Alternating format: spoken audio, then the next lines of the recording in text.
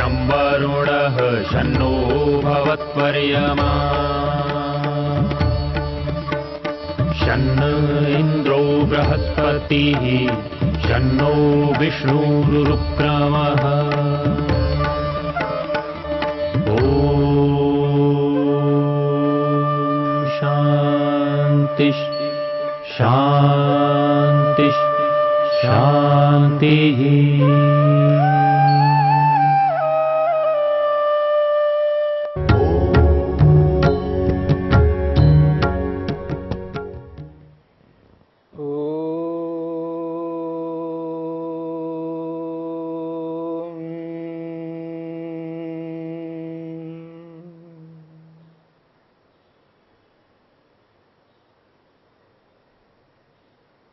अभ्यास को लेकर के विचार चल रहा है।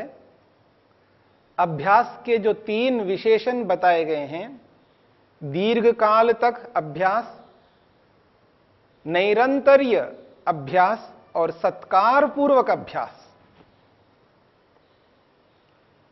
सत्कार को लेकर के जो महर्षि वेदव्यास ने स्पष्ट किया है, सत्कार का जो अभिप्राय कहा है, तपसा ब्रह्मचर्येण विद्यया श्रद्धया च संपादितः सत्कारवान दृढ़भूमि भवति।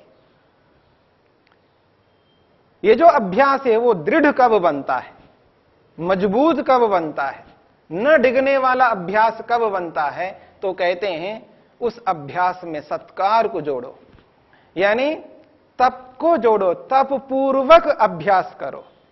दीर्घ काल तक निरंतर अभ्यास करता हुआ उस निरंतरता में तप को लाओ, तपस्या को जोड़ो उस अभ्यास में। केवल निरंतरता नहीं रखना, उसको निरंतर करता हुआ व्यक्ति यदि तप को नहीं लाता है, उसकी निरंतरता में शिथिलपन आ जाता है, शिथिलता आ जाती है। इसलिए तपस्या पूर्वक उस अभ्यास को करो। यह सत्कार का एक अर्थ बताया। और तपस्या के साथ साथ दूसरी बात कही है, ब्रह्मचर्येण, ब्रह्मचर्य पूर्वक अभ्यास करो। ब्रह्मचर्य का अर्थ है संयम, और विशेष रूप से यहां ब्रह्मचर्य का अर्थ है रज और वीर की रक्षा करना। यह प्रत्येक व्यक्ति का कर्तव्य है, रज और वीर की सुरक्षा करना। यह हमारे शरीर के लिए अत्यंत आवश्यक तत्व है, याद रखना, बहुत विशेष तत्व है। और योग यह कहता है जो व्यक्ति ब्रह्मचर्य का पालन नहीं करता है, अपने जीवन में ब्रह्मचर्य को उतारता नहीं है, वो योग को कभी सिद्ध नहीं कर पाएगा। समस्त ऋषियों ने एक स्वर में कहा है,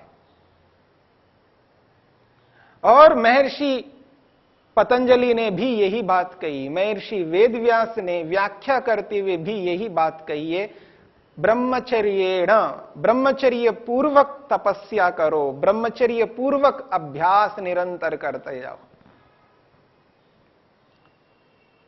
रज और वीर की सुरक्षा करना यह प्रत्येक व्यक्ति के लिए आवश्यक है। आज संसार में जिस चकाचौंध में हम विचरण कर रहे हैं, जो विकास आज हो रहा है, विकास की जिस ऊंचाई को व्यक्ति स्पर्श करता जा रहा है, विकास का हम खंडन नहीं करना चाहते हैं। आज उसी विकास के कारण से आज हम इस स्थिति में हैं, आज आप मेरे को सुन पा रहे हैं। इसलिए विकास का खंडन मैं कैसे कर सकता हूं?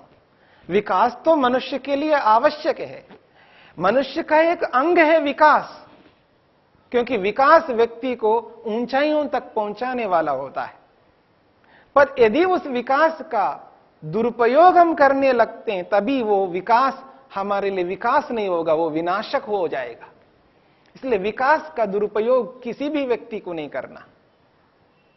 इस विकासशील स्थिति में रह करके कभी हम अपने मूल्यों को ना खो दें। बस ये मेरा तात्पर्य है।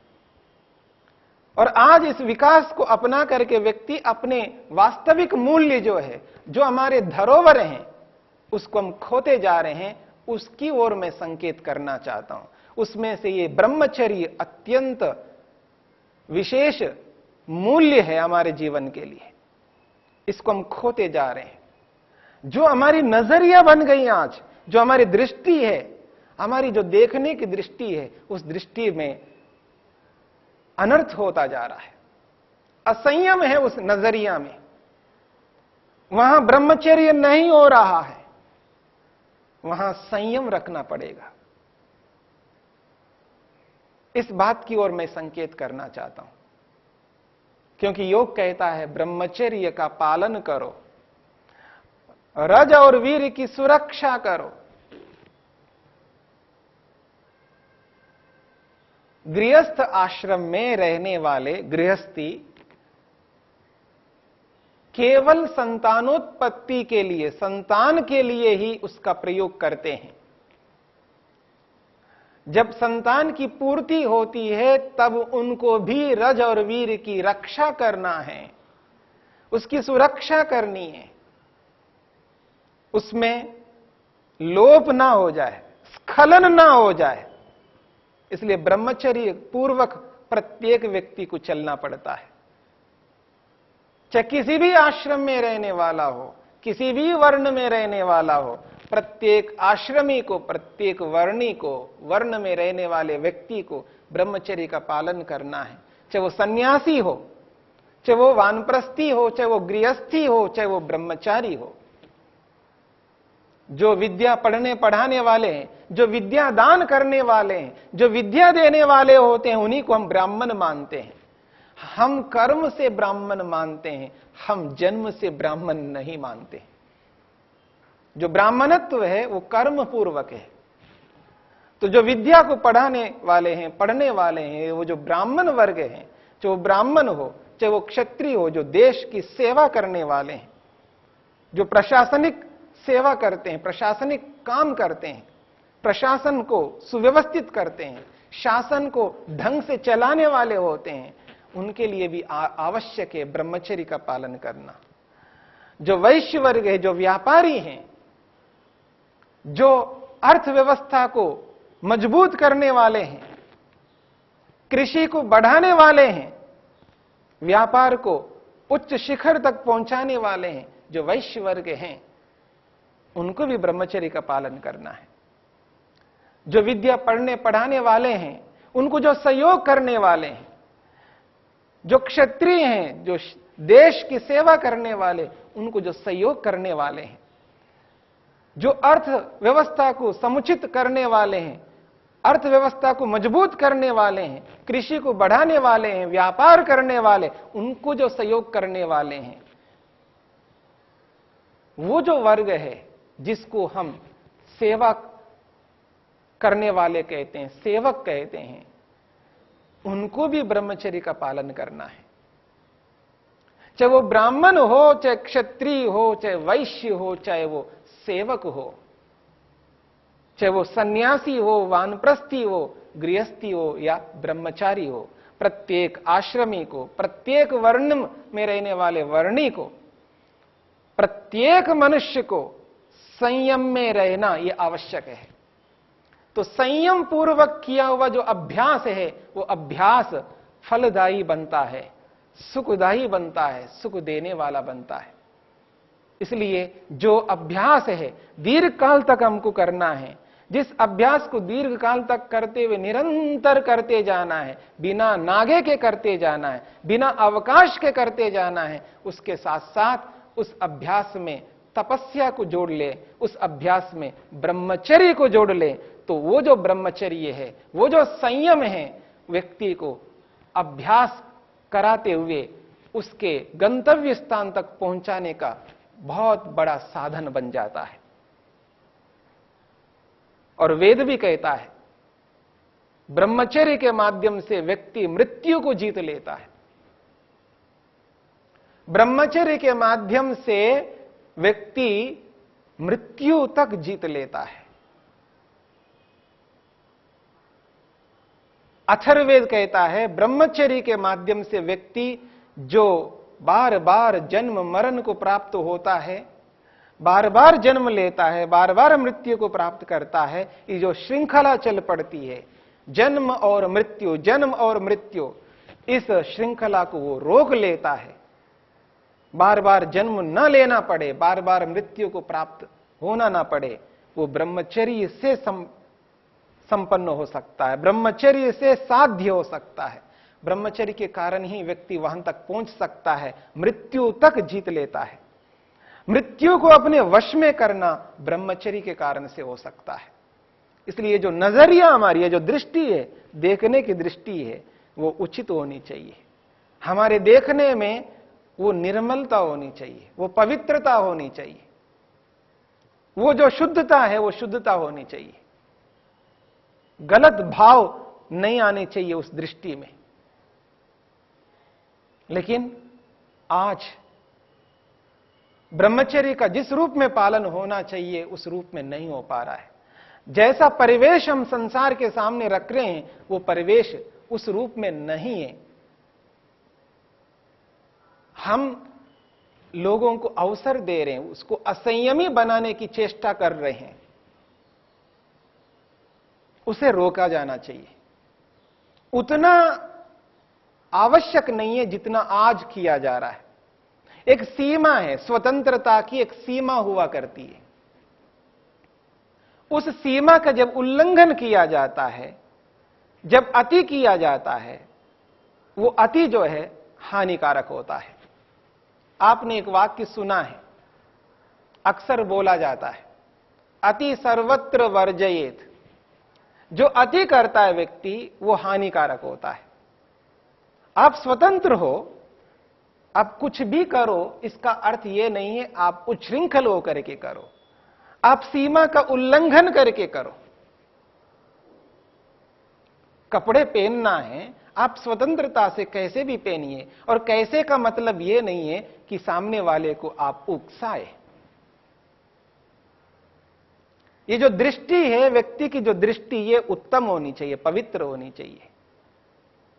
उस पवित्र भावना के, यानी हम योगाभ्यास यदि करें तो हमें यह एहसास होता है कि हमारी कोई ऐसी चेष्टा, ऐसी क्रिया दूसरे के लिए हानिकारक ना बने, दूसरे के लिए दुखदाई ना बने। कोई ऐसी क्रिया हम ना करें, कोई ऐसी चेष्टा ना करें, उस चेष्टा का प्रभाव गलत पड़े दूसरे के व्यक्ति, क्योंकि हमारा प्रभाव सुप्रभाव हो।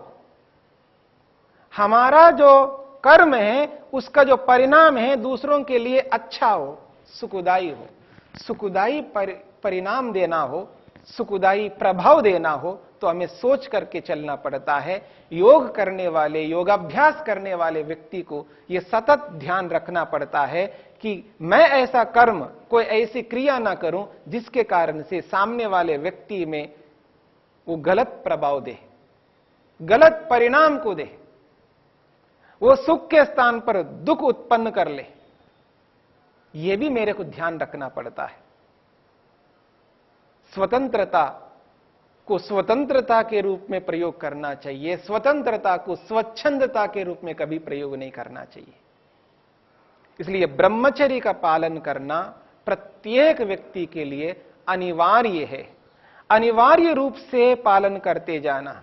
जिस राम को, मर्यादा पुरुषोत्तम श्री रामचंद्र को हम स्वीकार करते हैं, जिस योगीराज श्री कृष्ण को हम स्वीकार करते हैं, उनके जो सिद्धांत हैं, उनके जो मंतव्य हैं, वो हमें देखना है। उनको आदर्श मानते हैं तो उनके आदर्श को भी अपनाना है।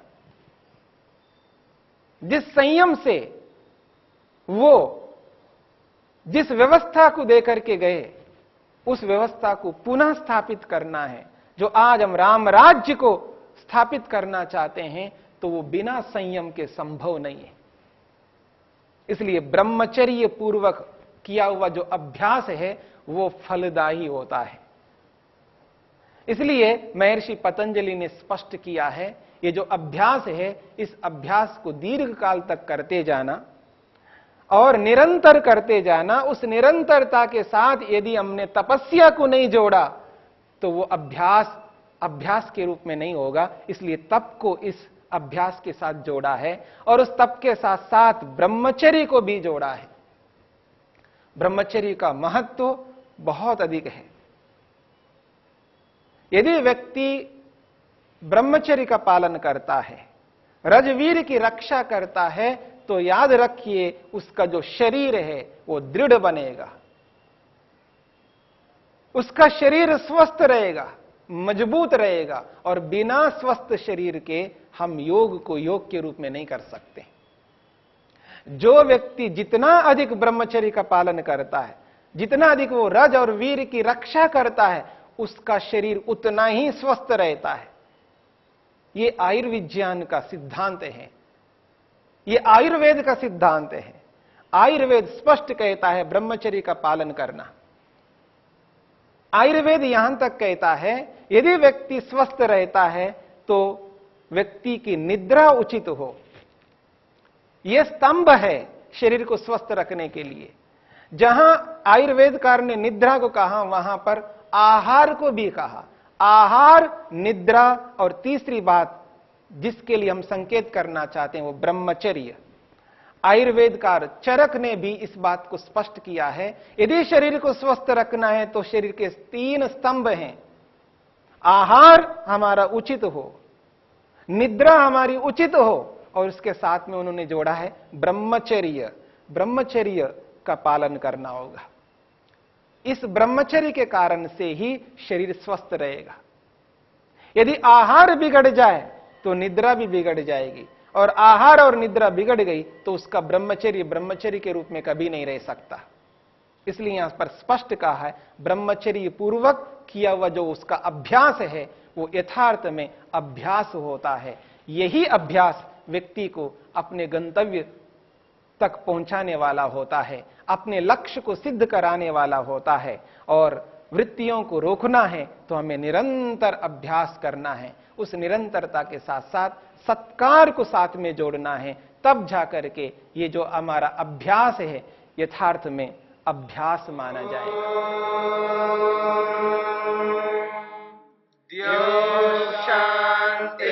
शांतिरंतरिक्षं शांति पृथिवी शांतिरापः शांतिरोषधयः शांतिः वनस्पतयः शांतिर्विश्वे देवाः शांतिर्ब्रह्म शांति सर्वं शांति शांतिरेव शांति क्षमा शांतिरेधि। ओम शांति शांति शांति।